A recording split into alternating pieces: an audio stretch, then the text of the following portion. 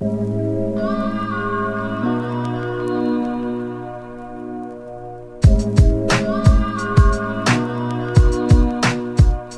right, man, let's get into it. I wanted to kind of talk to you about the Virginia hip hop scene and kind of the origin of D-Mitch and how you got into producing beats. So over to Okay. you. All right. Yeah. Okay. Well, I can start at the beginning. So I didn't really listen to much, if any, hip hop, and I got into it when well, I was first introduced to it. I should say I didn't get into it probably until um, college. But I remember in ninth grade, I sat in computer science class. I can remember ninth grade computer sciences. I was sitting next to a guy named Alex Goose, who was a good friend of mine. And anybody who's watching this can Google him. He's done beats for everyone. Like he lives out in LA now. He's worked with Jay-Z, all these guys. And he was Nice. on that early Rhyme Sayers material that was coming out. And he kept trying to get me into listening to some of those albums. And I was just listening to like punk rock music at the time. And it's like, oh no, you should listen to some hip hop. And I was like, I don't listen to that stuff. And he's like, no, this is different. You should check this out. And I still never listened to it at the time, but that was kind of the origins because he was the one who kind of planted the seed. And he was like, no, there's different stuff that's out there, and got me onto like, at least maybe knowledgeable of the independent or underground scene. And then he started making beats too when we were in Yeah. high school.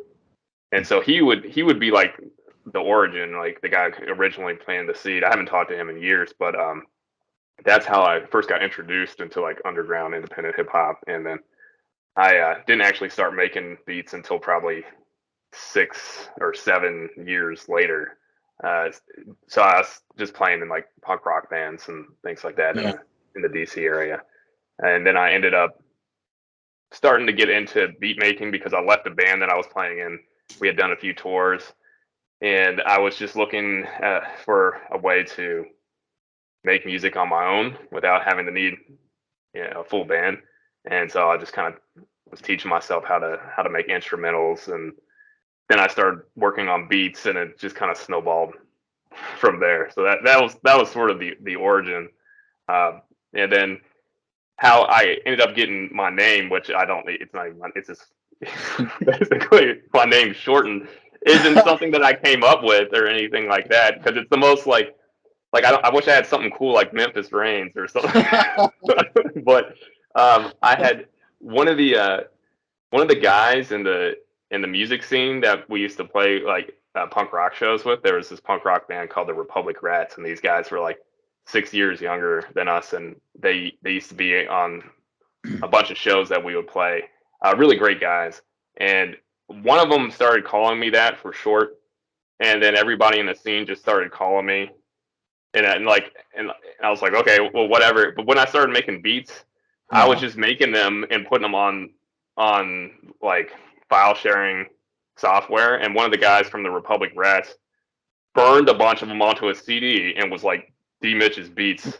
And then he started handing them out at shows. Like I wasn't even doing this; he was just doing it on his own. And then it just kind of started getting moving around from there. And so I never came up with like an official music name or anything cool. Kind of stuck after that, right? Yeah. Yeah, I didn't have a choice because it was already out there. So I was like, oh, okay, well, it's already out there. And yeah, so I basically came from a rock background and then ended up migrating over to making beats and yeah, so it wasn't really a traditional route. Yeah, so that's so Goose kind of was the guy who introduced me to it in when I was in ninth grade, but it wasn't until I was in college that I actually started listening to it. There you go. Uh, and he was studying like sound engineering down in Georgia someplace, and then there was another guy named Mike Mendoza who I went to high school with as well. He was also a producer, and then he went to Yeah. college down to Full Sail in Florida, and I started listening to their stuff at that point in time. So that my introduction was kind of listening to the guys I knew, Yeah. Sure. who I was friends with, and I started Yep. listening to their stuff, and I was like, this is pretty good. And then I was like, well, maybe I should go and listen to these guys that Goose was recommending that I listened to. And then Yep. I started listening to, Atmosphere and Idea and Abilities and that sort of opened up the whole Rhymesayers catalog to me, and I just started consuming a lot of that Yeah. type of material, and then that's what got me into it. And it was still probably only about 10% of what I listened to, but that opened up a whole new door to me because I started thinking how I could create instrumentals that were similar sounding to that, because I like that sound more than like the mainstream stuff that was the only stuff that you were aware of at the Yeah, time. and I Because remember too that time was when the internet kind of started booming, and so it was almost just a tsunami of that kind of music, right? You would get exposed to just music from all over the world in terms of underground hip hop. So it was just a large movement that we got hit with in the face, and it was amazing, right? It was just so hard and overwhelming, and it was good. That was the music that I liked too, so that was really dope. And I remember even too when I first met you, you were rapping a little bit too, right? And so I guess you ended up picking between two paths and you went down the production lane, which is dope. But I'm sure you've been great at both. yeah, that was like embarrassingly bad. It was like terrible. The thing is, I started doing that mainly because when I was making the instrumentals, uh, I didn't have anybody to rhyme over them, right? Yeah, Because I didn't know anybody. Like everybody I knew who was in the music scene was either like a playing in a punk rock band, or the two guys I knew who were producers, right? So yeah. I didn't know anybody at the time who was rhyming, and so I was just started rhyming over my own beats. And I did that, number one, because nobody wanted to rhyme over my tracks. I didn't know who to send them to. But number two, as a way of putting myself into the MC's position when it came to rhyming over tracks. Because what I found is when I would send the tracks to people, as I got to know more people, and like Proverb was one of them. Oftentimes people would get back to me and say like the BPM is way too fast. It would be like 120 BPM, right? And you don't you Oh, don't realize that, and then and yeah. then you're like, okay, yeah, this drum pattern is way, because you're just making things that you think sound good rather than things that are Being able usable. to rhyme on it, right? Yeah, So it slowed you down a little bit. That's good, man. Good feedback from the MCs. And so yeah. it's probably a good segue to talk about how you met Proverb and Spoonfull and all those other MCs in the Virginia hip hop scene. Can you elaborate on that a little bit? Yeah, absolutely. So I went to school up in Northern Virginia, and I lived in Centerville, but I went to school in Chantilly, and that's where Alex Goose and Mike Mendoza went to school, because we all went to high school together. And then Proverb and Spoon, they lived about an hour and 15 minutes, hour and a half south of us, in a place called Stafford, Virginia, which is right outside of Fredericksburg. Yeah. And I got to know Proverb through Mendoza and that whole scene, because Mendoza and Goose were making beats for a bunch of MCs in the DC, Virginia, Maryland area, and so they had all these connections, and then Yeah. I got put on to Proverb through them, Okay. um, and then Proverb and I connected because I started going. Yeah, I linked up with them somehow in Fredericksburg through Mendoza, and we became friends. And I Yeah. used to go to all of his. He used to rhyme. I think the place was called the Bourbon Lounge. I'm Okay. not exactly sure, but he was there all the time doing shows, and so we just drive down there and Yeah. hang out and do the shows. And uh, so yeah, Proverb really introduced me to a bunch of people Yeah. in the scene. So, and then like that guy as a networker was top Oh, notch. R.I.P. yeah. Yeah. He was bananas. So Proverb was already rapping when you met him then, Yes. and pretty Yeah. well established in the scene. But yeah, when I met the dude early 2000s, yeah, his network was ridiculous. He was running that blog and just knew everybody.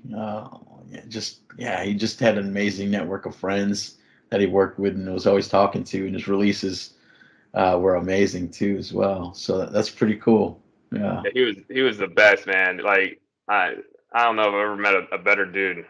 He was just, man, one of the nicest guys ever. And when I was just horrible at producing. He would all he would do is give you advice and encouragement. He'd be like, "Oh, this is what I think you should do. I should." He was always like super helpful. Yeah, yeah, very Yeah, mentoring and just a kind soul, and just enjoyed talking hip hop. I know a couple times when we spoke online, just yeah, like you mentioned, man, friendliest guy, and just we were always talking about what was going on in hip hop, and eventually we'd go on to do some work together, which was really fun. So, probably amazing rapper in person in general. Yeah. yeah, one of the best, and he and I became really good friends. So that was the connection. So the connection was the guys that I went to high school with producing for other MCs who were in the area, and Yeah. then me getting to know him. And so Proverb and I were good friends for a long time, and I produced a couple tracks for him too, and I wish I still had those. Man. Oh, somewhere in the hard drives. You got to find They're those things. somewhere. Dan Nordsworthy mixed them down, so maybe he's got them somewhere. You got to go find But them. Yeah. yeah, yeah, early stuff, like beats that really weren't that great, but he he would get on top of them anyways, just as a way to help me out. So it was awesome. And this is right around like the MySpace time, so Yeah. you could just start getting access to other people's music. It was just like a golden era for music, I think, because it Yeah. wasn't where it is now, where it's oversaturated and there's just That's like right. too much, Too right? much. Yeah. Yeah. So it was the So guys who were doing it, had a way to connect with those, wherever they were, right around the world. So it was a good time. It was fascinating speaking to other MCs that you were listening to.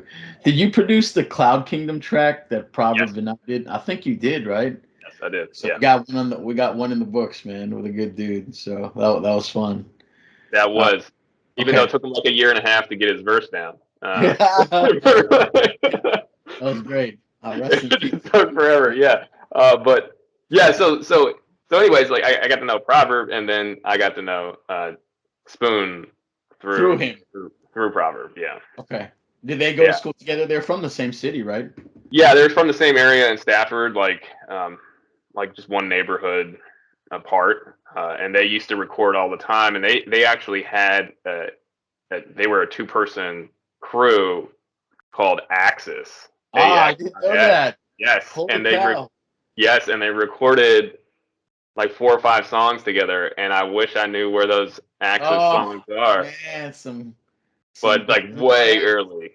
early stuff. Yeah, Oh, I didn't know that they were a duo for a minute. And then they again, were. Yeah, I was fortunate enough to do a song with those two again, right? We did the Rain track, which yes, I think you guys were probably I think you guys were rained into in your house, and whether it was really bad or they came over yeah. tonight. Yeah. That was the last time I saw him in person. Proverb, before he died, is we recorded the Rain track, and Yep. he Proverb was kind of a homebody. He didn't really Yeah. leave the house that much, and we, we would call him, and he'd always, it was like pulling teeth to get him out of the house.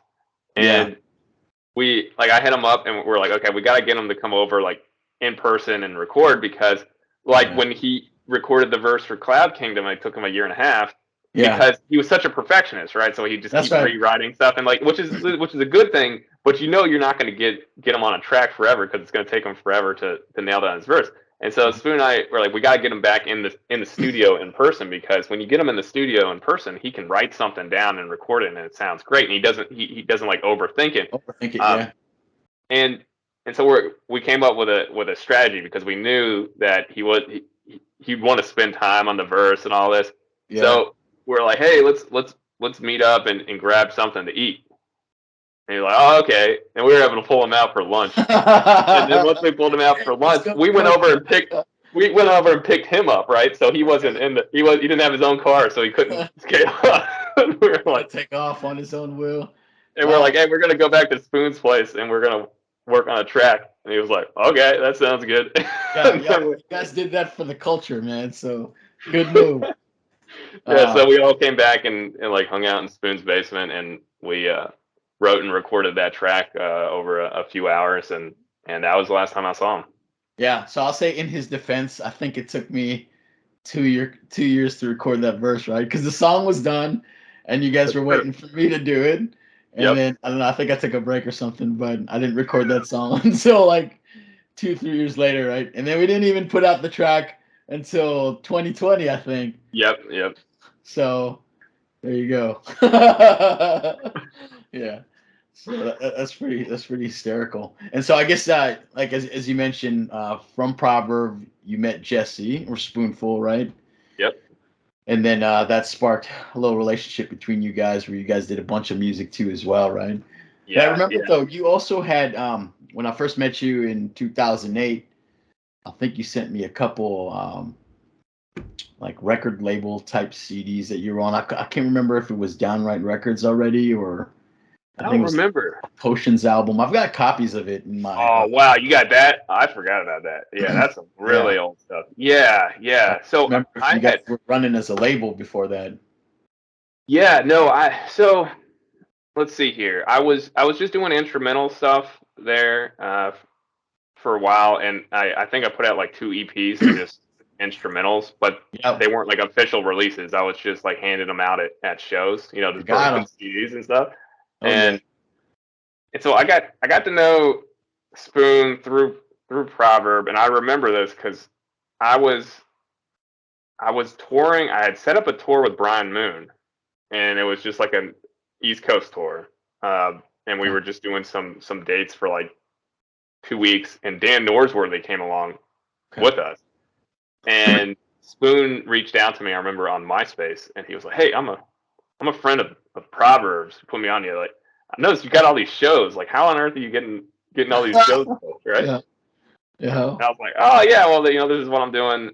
And he's like, "Is there any chance I could get on any of the shows?" And Dan Norsworthy, and for people who are watching this, Dan Norsworthy is a mixer and master in Yep. Northern Virginia, and he mixed and mastered a bunch of songs for me and Memph on the Skeleton Crew Diaries album, and Yep. he He did he mixed a and guitar mastered the album entire for Keep the us. Change. So Oh, he did the entire Keep the Change too. yeah, yeah, he Oh, mixed and mastered he's the entire thing. fresh. Yeah. Yeah, he's got skills. You know. Yeah, really talented dude, and he was also like booking shows like every show in Northern Virginia, and he was real focused on music crossover. So he Yeah. was like all these like punk rock bands and indie rock bands, and then he'd bring on hip hop artists to play on the same show, Oh, that's and amazing. everybody got to know each other. And so he was like in charge of all booking all these shows with a bunch of different genres and getting everybody together and like creating this scene in Northern Virginia. And so and Spoon like contacted me. He's like, "Hey, can I get on some of these shows?" And I was like, "Yeah, sure." So I got him booked on a bunch of shows through Dan, Yeah. and then like he came up to where I lived because we started talking, and he was like, "Well, can you like DJ for me when I when I play the show or do hype or whatever?"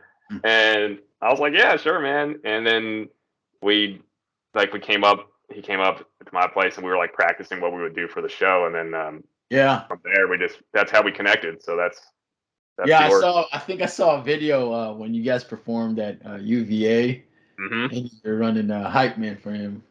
So that was pretty cool to see the D-Mitch and his Spoonful combo. A really cool, really good MC too as well. And I know you guys did a little bit of traveling too. I can't remember if you did a show or a series of shows in Canada too as well, right? Did you guys go up that way? I didn't go up to Canada. No. Oh, okay. Yeah, I went with Brian Moon up to Niagara Falls, so we were right there on the border, and we did a few shows. But Okay. that was Spoon. With Spoon, we only did one East Coast tour. Other than that, the shows were pretty local. Okay, gotcha. I remember those days, right? Calling venue to venue to get in and yeah, booking stuff. And I remember doing that too as well, like just calling all the spots in Northern Cali and sending them samples of our music, and then Well, you know yeah, what my secret put it was? together. What was All right, that? my secret was finding shows that were already booked, and then talking to the booking manager or one of Yeah. the bands or somebody to see if you can get on the opening spot. Because Oh, gotcha. if nobody really knows who you are, like, Yeah. who cares if you book the show because there's not going to be hardly be anybody there.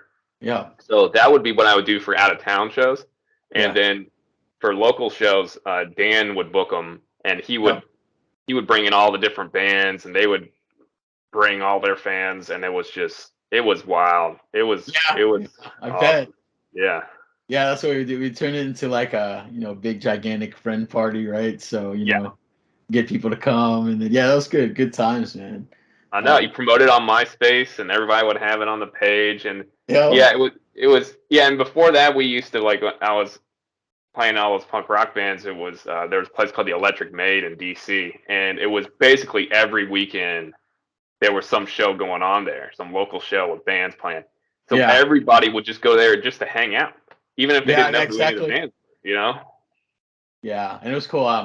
The Santa Cruz scene when I first started making music and performing to the other groups were pretty kind, so everybody was pretty supportive. And anytime like we had a show, we would invite friends to perform on that same bill, and then vice versa. If they had shows, we would get the opening spots. So it was all love, and it was a good time. That's the way you got to operate anyway, right? So it was good.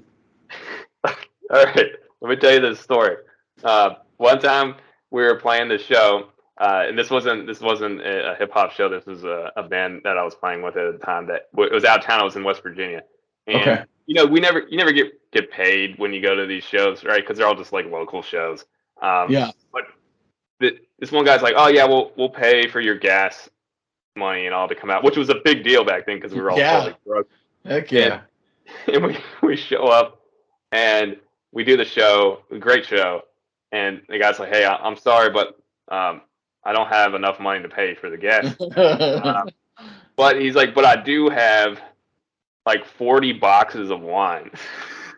Whoa. and, Yes. so, and so we had this 16 passenger van, Yeah. and we're like, "All right, we'll take the 40 boxes of wine." Holy So cow. we put them in the 16 passenger van, and then every weekend when we were up at the Electric Maid playing shows, we'd just be like, "What are we gonna do with all these boxes of wine?" And inside the boxes of wine, there was this bag, and so I mean, we're in like a kind of rough part of DC, and Yeah. nobody really cared like what you were doing. So we would all be at the shows, and everybody would just be passing around like a bag of wine. That's, that's hilarious. We just hang out in the van before the show, just like drinking bagged wine, like because we It had so was. much of it. It's Yeah. It wasn't that. Yeah, you seen the wine that comes in the boxes too at the supermarket. yeah, Uh, yeah. that'd be hilarious, man. So that's Oh, that's funny. what it was. We just cut the box off, and Oh, inside those pulled boxes it there's a out, bag. right? We pulled it 40 bags. Holy cow. Hey, out. I think that was his loss. I Yeah. know, like he like worked for a brewery or a distributor or something. They had some excess product, and so he was just like, "I got this box wine. That's fine. Do you want it? Like, we'll take it. We'll Yeah, take." we did something similar. So yeah, you're right. Sometimes we didn't get paid, and all we would get in exchange for performing would be the drink tickets, right, at the bar. Yep. And so yeah, so we happily took those, and we would like pass them out to our friends, and that alone was a victory for us. So it was fun Yeah. just to perform and then be able to hang out with our buddies after the show and just get messed up. So good times. Heck yeah. Yeah, it was a blast, man. Like it was like every weekend, every single weekend, it was some show. And I remember it was like that for me from like 2003 Uh, to 2005. Like there was yeah. just every weekend, and then that was one scene. So that was like the punk rock scene, the Electric Maid scene. And then when I started doing instrumentals and working more with like hip hop artists, and then Dan Norsworthy and his indie rock scene. Uh, that was a whole separate scene in a different part of Yeah. Virginia. So then it was those shows every weekend, and so it was like two different scenes and two different periods of my life. But it was almost every weekend was some show that you were going to, and everybody was hanging out, and it was just a blast, man. It's long before cell phones or anything like that, so you just show up, see who's there, and everybody hangs out, and it's just Yeah. a lot of fun. Yeah. On another note, though, you would make a little bit money, if you brought your merch too, right? But I think at the Yeah. time we were burning CDs Yep. and trying to sell those. And I remember, when we first put out our EP in Santa Cruz, we would, go photocopy the art and mass produce them at Kinko's and then burn the CDs and sell them. I do remember doing that, and the intent was to sell the CDs at the show.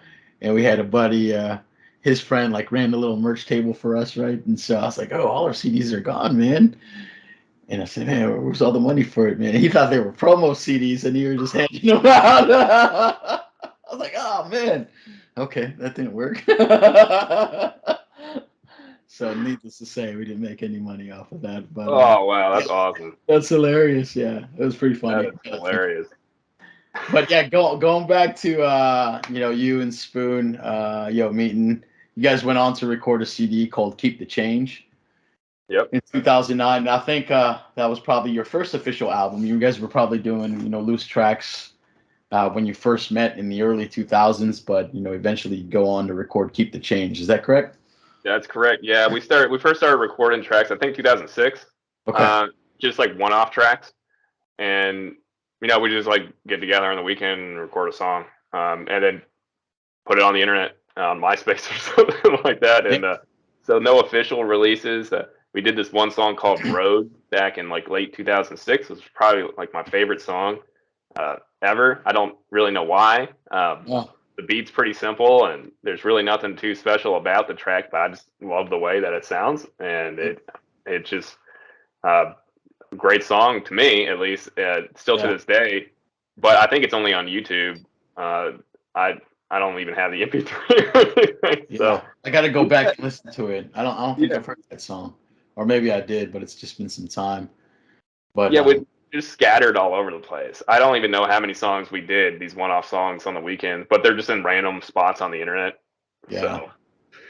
Yeah, but I will put a plug in for "Keep the Change." That album was a phenomenal album. I think an underground classic for me, at least, and I know a lot of people share the same opinion based on comments that we see on various websites that they're posted. And you guys have both had your own share of followers, and it's kind of so cool to see them combine for the product that you guys put together. But like I mentioned, a classic in my heart, and I think it's a real dope album. And I just want to take some time to talk about it, and we can pick a few select tracks. Yeah, thanks, man. No, that sounds great. Yeah, we started working on that. So we had done, we were just one-off tracks, for a couple years and just throwing them on the internet, and we didn't decide to actually do a full-length project until 2009. So that was the first time that we were like, okay, we're going to actually work on a project, and we started working on it just a couple months after you and I released the Skeleton Crew Diaries in January 2009. Yeah, that was a really, really dope project, and Sabrina did the artwork for that too as well. Yep, and you guys did a short release of those CDs too as well, because I have a copy of it, right? Yeah, I got one right here. Yeah, let's see it. Right, still in the. Oh, still in shrink wrap. Holy cow! Still in the shrink wrap. Yeah, I think I only have like two of them, and then this one, which I know I sent you recently, was one that we did called "Bad Dreams and Kitchen Supplies," and this one was just a bunch of those one-off tracks. So I don't think it has all of them on here. Yeah, because "Road" isn't on here, but just like some random instrumentals I did, some random one-off tracks that Spoon and I did, and then some tracks that he pulled from some of his EPs and other releases. So it's more of just a like collection of different songs, and we would sell these at shows. And I came across randomly a box of these, and so I have like 30 of them. So if anybody wants one of these, I got a bunch of them. Hit them up, man. Those are awesome pieces to have in the collection. And so so let's get into it. So "Keep the Change" 2009.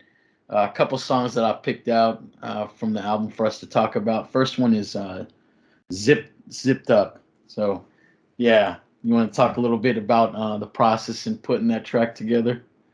Yeah, absolutely. So all the tracks on this album are sample free. So we didn't use any samples whatsoever. Everything we wrote and recorded ourselves. And this track, I really like this track a lot because of what Dan did to it. So the process for all these songs that we were recording is I would just go down to his place. He had a studio in the basement, and we would write and record tracks. And then if you look at the Xmas overview video on YouTube, and we can get into that later, that pretty much captures how we wrote and recorded every single song. It was just, kind of spontaneous. Some weekends we, do 2 tracks and they'd sound great. Other times we, have 3 weeks of misses and nothing would sound good. But every weekend we were recording, and it was all original composition, and we did all the drums in Reason, and then we recorded all the guitar parts in Cool Edit Pro. And then after the whole album was done, we took it to Dan Norsworthy's place, and he did the mixing and mastering, but he also did post-production. So he would add additional elements to really boost different parts of the track. And on this track, he added xylophone, and then he also had a cello player lay down a cello. So it's not like a synth cello or anything like that. Yeah. And I believe the story behind this is there was a high school student who lived in his neighborhood who would be like at the bus stop with their cello, going to school. And I think he just asked them randomly one day, "Hey, you want to put down some cello on a track?" And they were like, "Yeah, sure." So they came over to his house and recorded the cello part. And yeah, it's pretty cool. Holy cow, it sounded great. Yeah, it was a good touch to the track. It spiced it up pretty nicely. That's crazy. It was just a little high school kid that he randomly asked to put to put some chops on it, huh? That was crazy. Yeah, I know. It was pretty cool. And so I really like the way he mixed this song. I like the xylophone he added, and then bringing in this random cello player. He wasn't like a pro cello player that you're paying like some session musician or anything like that, but just some local person. It just like everything just kind of came together for this song, and came out great. So the beat was it was produced way in advance of Spoon writing to it then, or did he no. How it was put together? Yeah, so the process was normally like 9 times out of 10. There's only 2 tracks where this didn't happen on the album. I would like write the track with like him in the same room. So I'll just come down to his place and I just start messing around the guitar until he said, "Oh, that sounds good. Let's go with that." And then we recorded it. And then when I would record it, then I put drums to it. And while I was doing that, he'd start working on a verse, and then he would just write and record it there. So we would do everything at once in the same room. And then what we did is we finished all the tracks for the album, and then after we did that, we went to Dan's, and by then everything had been recorded. His vocals, all my guitar parts and everything. And then Dan would get the cello players, or he plays xylophone. Production, yeah. Oh, fantastic! Yeah, what an awesome way to do it, man. Yeah, Dan touched it up pretty nicely, man. So well done. Yeah. Okay, cool. All right. The next song that I picked out was the track called "Spring." Spring's another one of my favorites on the album. Yeah. What do you got for that track? Yeah. So this one was written in the spring. So that's convenient. The title. Yeah, and then there's another song on the album called "Summer," which we wrote in the summertime. But this one I remember recording this one because it kind of captured everything that was going on in our life at the time. So we had just done a tour, like an East Coast tour that had some ups and downs with some of the people that we were touring with, and one of the guys who was, we were just doing it for gas money, and then the tour manager who was managing this and there was, a big name on this tour too. So I mean, there's some people who were there. He like gave us a card for gas, and then we were in Roanoke, Virginia, and it came up as insufficient funds because there's nothing on the card. And give you an empty gas card, man. That's dirty. I know, yeah. So it was just like one thing after another, and then we were supposed to do the last show of the tour in New York City, but we didn't even have enough money for gas to get up there because we were dead broke at the time, and the tour manager was like card was maxed out, and so we didn't get to go. And then like a bunch of people had showed up to see Spoon play at the Knitting Factory in New York, and then he wasn't there because we couldn't get up there, and it was just like one thing after another, and there's just like a lot of stuff that was going on at the time, and so this song, like lyrically, it kind of captures everything that was going on. And then he actually wrote it on a piece of printer paper on a Cat Stevens vinyl because they couldn't find anything to write on, and like that's one of the lyrics from the song. So it's very observational, and so when you listen to it, uh, even now, like I guess it's 14 years later, uh, I can still picture exactly where we were and everything that was going on at the time because lyrically it brings it all back. So it's I like that song. Yeah, I think it was a great song, man. Yeah, and he tends to do that too, right? Where he'll be writing about a song, and then if he gets writer's block of some sort, he'll talk Yeah, about something that he's looking at, right, randomly. And so I always go back and ask you about that line, like, oh, how did that? I think specifically, right, that yeah, Cat Stevens. Right? And I was like, oh, how did that come about? And yeah, you told me the story about him using that to write on, and so that was quite yeah. hilarious too. Well, here's something else. If you open up the album cover for the Keep the Change, there in the insert, you got your standard stuff like shout outs and what have you that people used to put inside albums. And Yeah. there's an inside joke in there. And it's something at the end. Like, I haven't seen it in forever. I haven't opened this one because it's still shrink wrap.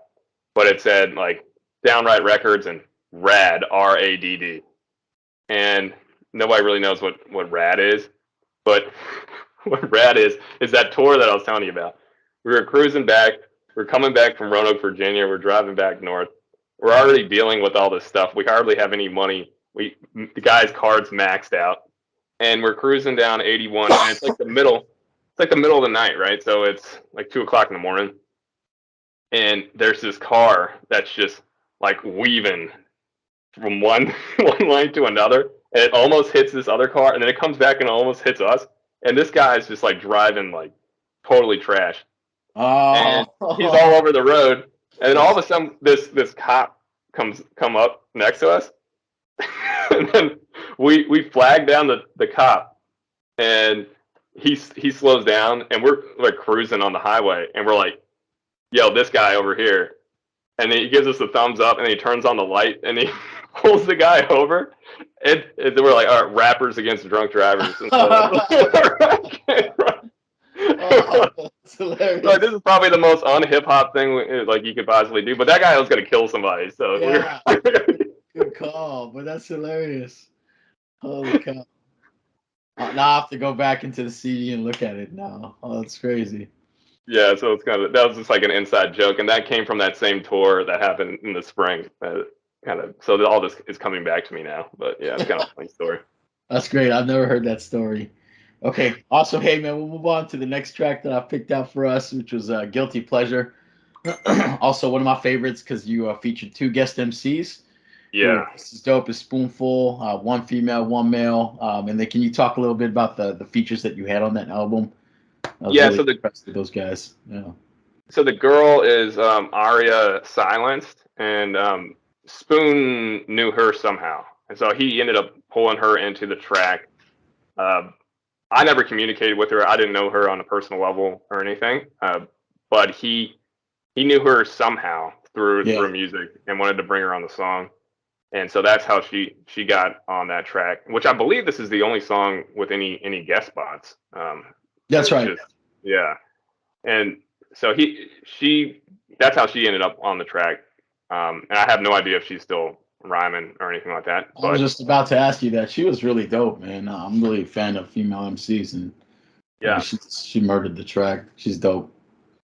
yeah, I think um, she was the one. I think she was the one singing on the hook in the background too. Oh, So nice. I'm not sure. I'm not sure, but I think that she was both singing on the hook and rhyming. So yeah, that came out pretty well. It's kind of a funny song lyrically, but Yeah, and then the other was Point Game, who was a friend of ours, that's and right. he was a friend of Spoon's and Proverbs because Spoon actually lived in South Carolina before he moved to Virginia, and Point Yeah. Game used to live down in Rock Hill, South Carolina, I believe, and so they knew each other, and he and Proverb were really close. If you listen to the Hypocrisy album by Point Game, he Was gives he Proverb a shout out a few times in that album too. So Dope. Fun track, man. Yeah, it was a good one, and man, he was one of the most talented MCs like ever. If anybody wants to check out his stuff, he unfortunately passed like 10 years ago, but Oh wow. man, he was good. So that he put out an album called Hypocrisy, That's and it. I don't know where you can find the MP3s, but I do know my brother uploaded it to YouTube a few years ago, so you can stream it on YouTube. But it's really good. Cool, man. And then we'll move on to the final track that I handpicked, which was Crosshairs. That is my hands down favorite track on the album. Super dope. I mean, the album does get a lot of play from me every year, but this song is on my playlist all the time, and I bump this song quite frequently. Any special notes about this track?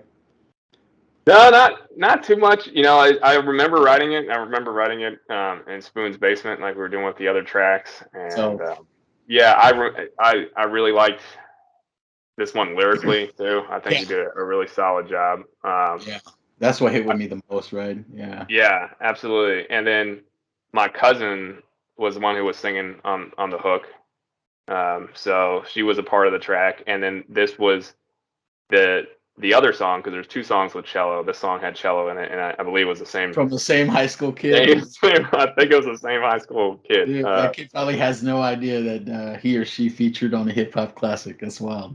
I know, and I have no idea who they are either. So I really wish I put it down. Yeah, I was there for a lot of the post production, but a lot of it Dan would just work on, and then because I was in grad school at the time, and Yeah, so I was just working nights, and then during the day I was like super busy. And right. I remember Spoon was staying over at Dan's place like for like 3 days at a time, just like crashing over at his place, and they were just Okay. working on the post production process for a long period of time. So they could probably speak to it better than I could because they were way more hands on in the post production. For me, it was more like, okay, I got all the songs, here's all the individual files, and then I got to get back to work. And then I would step in every few weeks and listen to stuff and be there while they were recording some additional elements. But uh, for the most part, they handled that on their end. So Okay. Yeah, it was a really super cool track. So I think, yeah, I think like you said, man, just the combination of your of what you did production wise too as well. I mean, made the beat. I mean, a lot.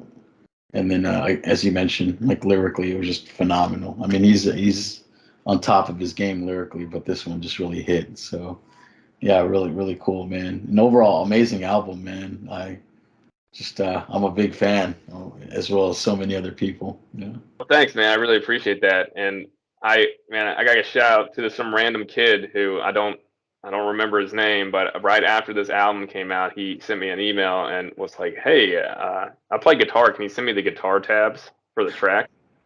And I was like, "Okay." So I tabbed all the tracks out, and I did them all in bizarre tunings, and so I put them all in a PDF, and I sent it to him. And I'm so glad I did that because otherwise there'd be Would have remembered how to play the tracks. remember what I did. So I recently went back and looked at that, and through that email exchange, going back through my old emails from over a decade ago, and pulled Oh, that out and started playing some of the songs again. And I'm like, man, I'm glad that this kid asked for this.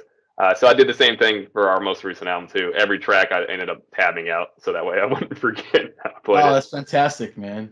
Yeah. Oh, that's great.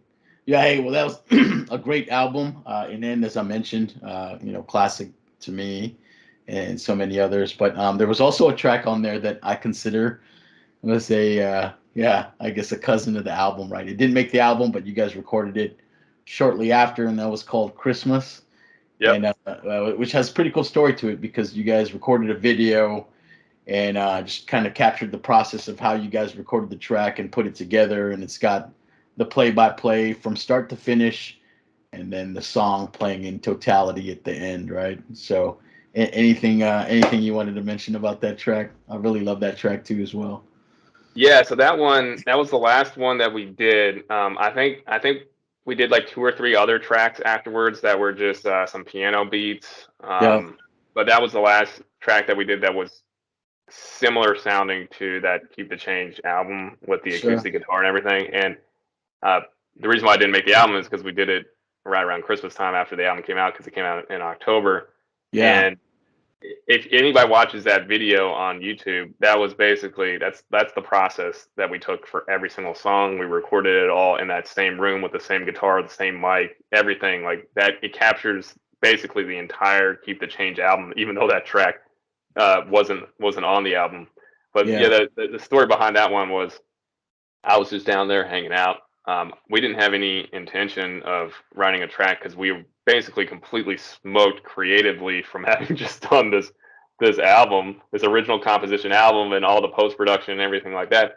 So we were just kind of taking a break from music and didn't have any intention of writing any songs. And I was just hanging out for the weekend down in Stafford at his place, and we ended up getting hit with like a blizzard and got snowed in. And his girlfriend at the time, he had just given her for Christmas a brand new camera, and so she was like trying out the camera, and I think they had just gotten it like the day before, so it was just this perfect storm, figuratively and literally, that occurred. And we're like, well, you want to just work on a track and see if we can come up with something? And she's like, oh, I'll record you guys, because she's trying to figure out the camera. And so we just came up with it on the spot, and she recorded the whole thing, and then they edited it down and threw it on YouTube, and there it is. And we like the jingle bells that he's using on the in the video that you hear in the back was just something that he had on the front door. So he just went out and grabbed it and started shaking it. I love it. But yeah, no, that was a lot of fun. I'm really glad that was captured, and I've actually downloaded that video in case it ever gets wiped from YouTube. So. Yeah, such a dope track too, man, as well. And it's fitting since it captured the same vibe of all the tracks on the Keep the Change album. Super sick album. Very cool. Well, with that, hey man, it was a great album. I'm glad that I had many phone calls with you while you were recording that project back in 2009. So it was good to see the story up close and personal. But I thought it'd be real cool just to capture some of that history on this, man. So thank you for your time. We'll do it again for Kassan and so on. But yeah, that was great. Any final parting words about the album? Do you guys remember why you called it Keep the Change? I don't remember. I have no idea. Like again, like he took care of everything lyrically and all that. So I really don't know. Did your part, man. But yeah, no, it was a fun project. And one of the reasons why I took almost a 10-year hiatus, because it just took so much out of me recording that album, that I was just kind of done with writing and recording music for a while. So, but we can get into that when we talk about. Yeah, it was a very deliberate process, and a lot of mind power put to that album, and phenomenal album. So again, if you guys get a chance to check it out, D-Mitch, Spoonfull, Keep the Change, released in 2009. You can find it all over the net. Amazing reviews across the board. Highly recommended. So hey, thanks, brother. I appreciate you taking time to talk to me about it. Absolutely, thanks, man.